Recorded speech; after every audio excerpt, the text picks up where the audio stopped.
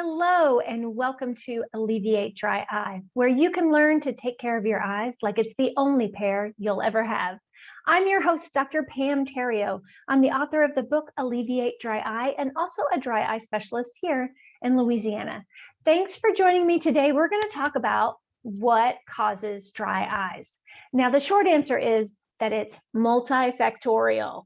So it comes from many different causes. Some of the things we have no control over, like our gender. Women are more likely to have dry eye than men. Go figure. And if you're like me and over 40, hello, then you're really more likely to have dry eye. So those two things, your gender and your age, you can't change it. There's nothing you can do about it. We've got to live with it. It makes us more susceptible to having dry eyes when we're female and over the age of 40. So welcome to the club, girls. We're here to talk about what else we can take care of, what we can change to help our dry eyes. Let's talk about that.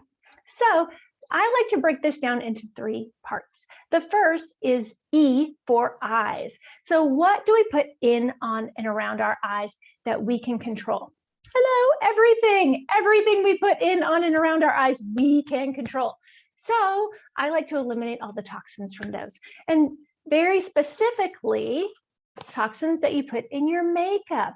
I recommend brands like Eyes Are the Story and 2020 Beauty because they are made by eye care professionals that eliminate toxins that harm our eyes. I also recommend that you always remove your eye makeup with makeup removers that are gentle for sensitive eyes and do not contain any toxins.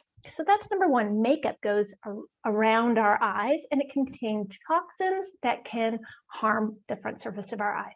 Number two, contact lenses. Those go in our eyes. We have control over them. We must take them out and clean them properly or wear a daily disposable responsibly so that it doesn't cause adverse effects to our eyes. So that in a nutshell is E for eyes. And this next is Y. Y is for your health. Again, we have control over most of this, right? Some of it can be hereditary and there's not, we can't completely eliminate those hereditary aspects, but the rest of it we can control.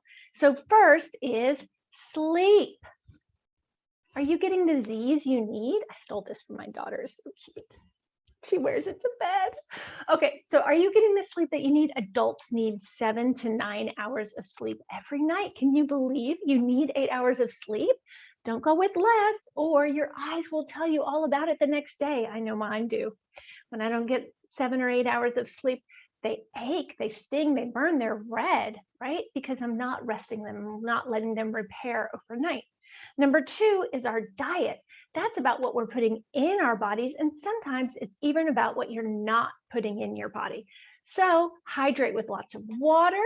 And also we need more omega-3 fatty acids than you realize. That's something that most American diets are shy of, is omega-3s. So we're not eating enough walnuts and salmon. And so I recommend taking a dry eye supplement like Hydro Eye because it gives our body the building blocks to make healthy tears. Isn't that fabulous? Okay, next is systemic diseases. Now, this is where I was talking about might be hereditary. You might not have control over it. So what systemic diseases are commonly related to dry eye? Well, diabetes, thyroid disease, rheumatoid arthritis, other autoimmune diseases like lupus and Sjogren's disease. Those are probably the top ones. Allergy as well, related to dry eye. Giving your body systemic inflammation is going to put more inflammation in your eyes. And as we know, dry eye is fueled by inflammation. So doing your best to control your systemic diseases is what the best thing you can do for your dry eyes. Now, you may also be taking medications, be it over the counter or prescription, because of other systemic diseases that you have, and those can have an effect on dry eye. Did you know that the antihistamines you take to control your allergies dry out your eyes? Who knew, right? Other things like painkillers, hormone replacement therapy, and even your medication for high blood pressure could be drying out your eyes. So there you have it. That is why for your health, your diet, sleep, systemic diseases, and the medications that you take all encompass that part of the multifactorial cause of dry eye disease.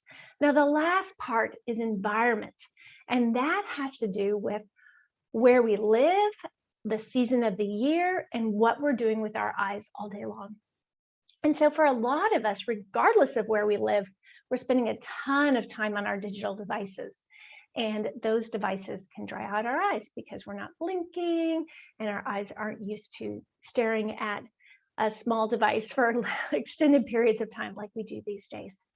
Now, the other part of it, as I said, is your environment. Do you live somewhere that's dusty, that has a lot of pollen, that's smoky because you live next to a factory? So depending on where you live and what time of year it is, you could be getting adverse effects.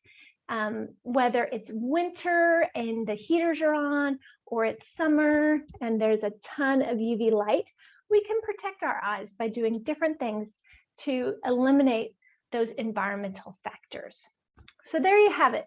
When you learn to take care of your eyes today, your vision will last you a lifetime. And if you'd like to know what is keeping your eyes dry, go ahead and take my quiz, the What's Blocking My Dry Eye Relief quiz today. You can find it on my website at www.pamterrio.com/quiz. Go ahead and take that quiz and find out what's blocking your dry eye relief. Thanks for joining me, and I'll see you next time.